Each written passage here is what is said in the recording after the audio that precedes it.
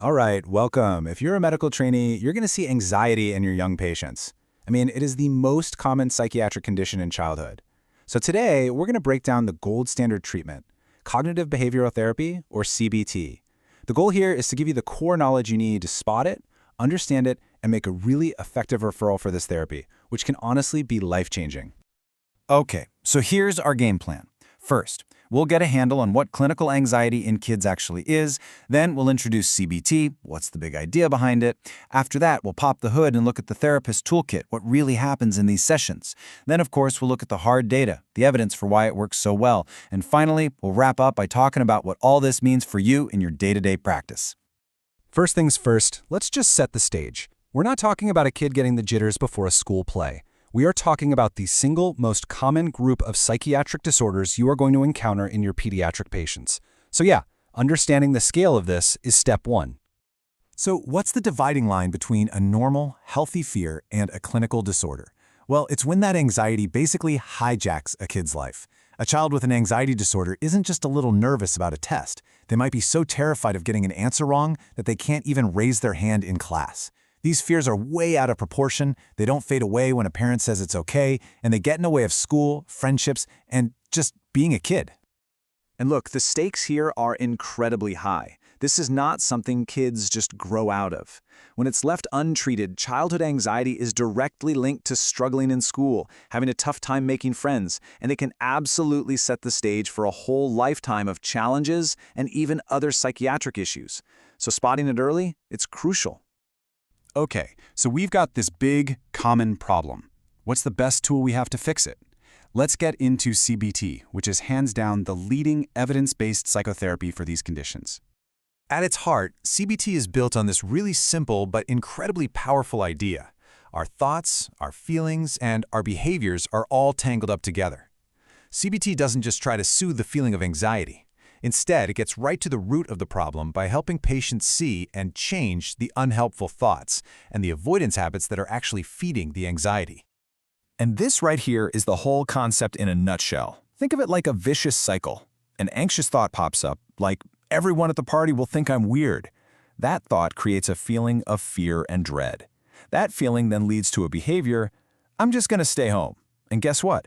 That behavior, avoiding the party, reinforces the original thought. See?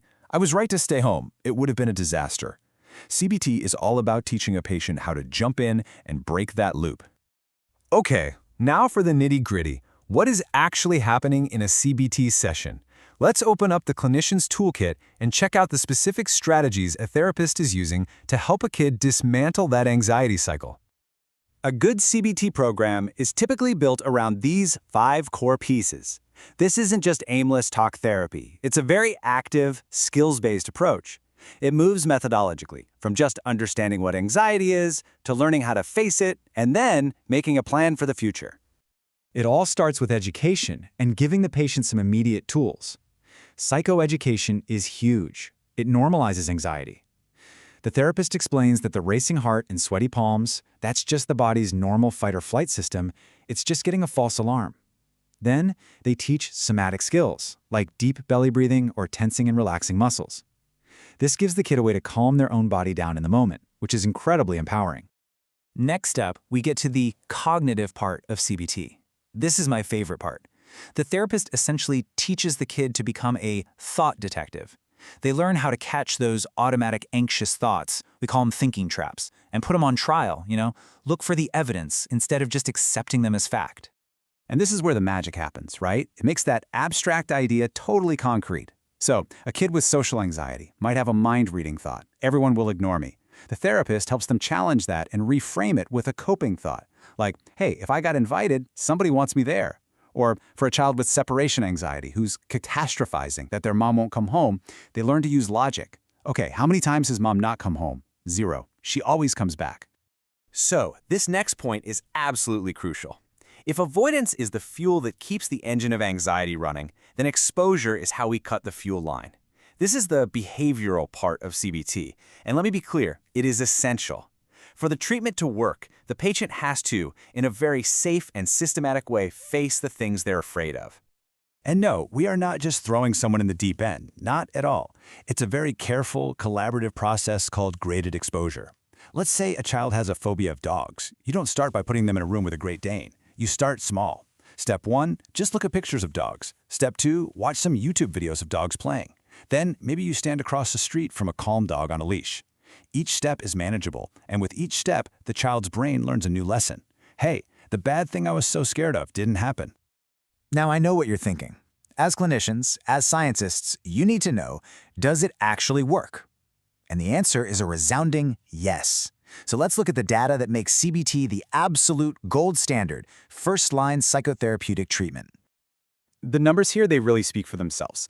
This is a meta-analysis, so it's pooling the data from 39 separate trials. And what it found was that almost half, 49% of young patients who got CBT had their anxiety disorder go into full remission. Now compare that to the kids on a waitlist who got no treatment. Only 18% got better on their own. That difference is massive and so clinically meaningful. Let's put that in statistical terms you use all the time. The odds ratio is 5.45. That means a kid who gets CBT is more than 5 times as likely to get better as a kid who doesn't. That is a huge treatment effect, right on par with some of our most effective medical treatments for other conditions. It works. And this isn't just for some vague general anxiety either. The evidence is rock solid across the whole spectrum of anxiety disorders you're going to see.